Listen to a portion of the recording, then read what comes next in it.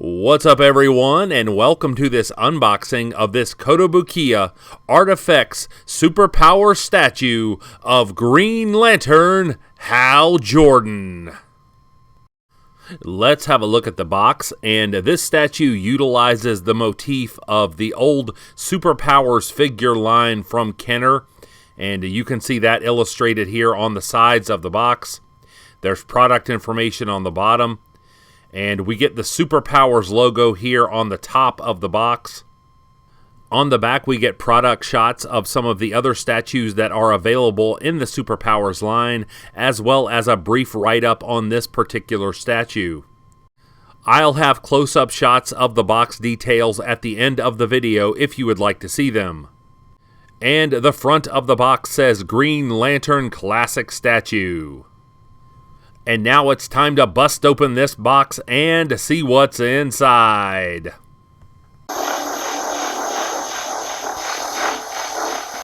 I'd like to give a shout out to Star City Comics and Games. That's where I picked up this statue over the weekend.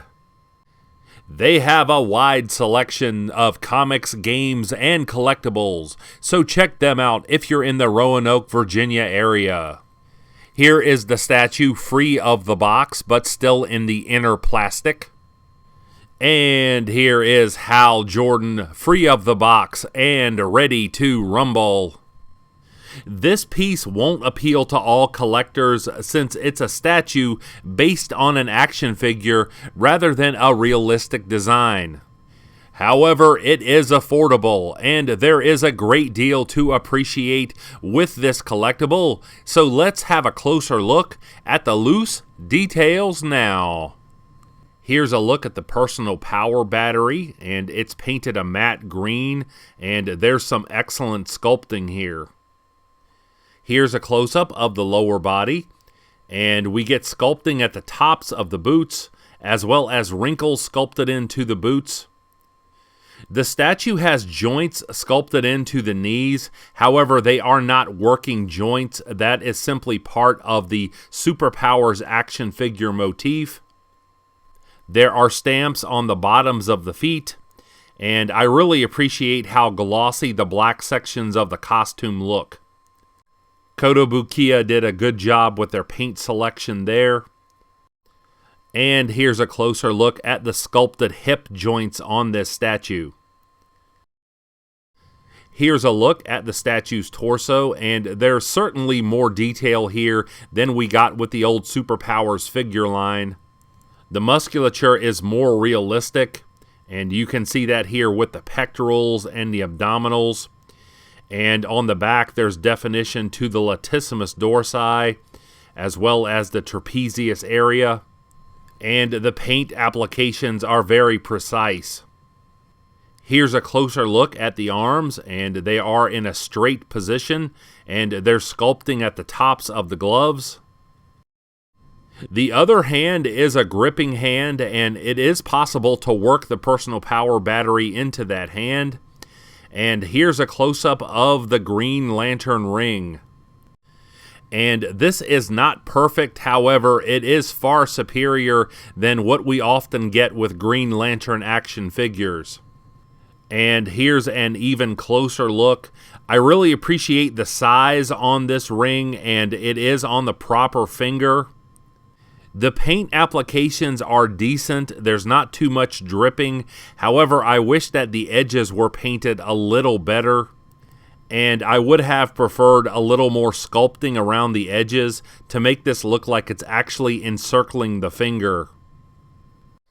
Here's a look at the statue's head, and I really appreciate the way that the hair has been done. You can see the curl spilling over the top of the forehead.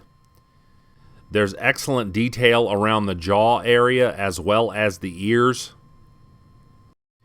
Here's a close-up of the mask, and it has definite edges. I really appreciate the precise paint application on the eyes. I think the mask could have been just a little bigger, but that's a very minor criticism. I usually prefer metallic green paint on Green Lantern collectibles. However, for a retro figure look, I think that this paint accomplishes the task. Here is the personal power battery placed into the statue's gripping hand. The handle of the battery is flexible enough for this to happen. However, I was still very nervous during this process.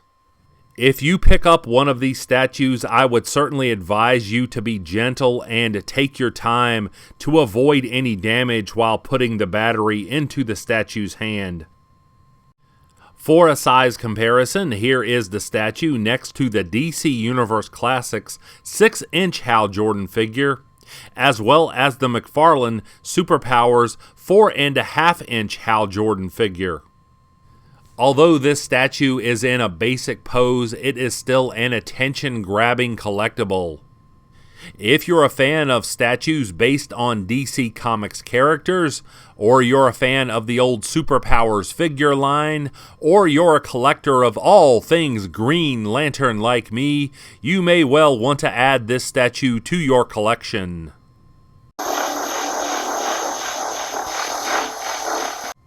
Like and subscribe if you enjoyed this unboxing video, and remember to check me out on Multiverse Musings, the vidcast, which is the home of the Emerald Echo podcast, where we cover the adventures of all of your favorite ringslingers.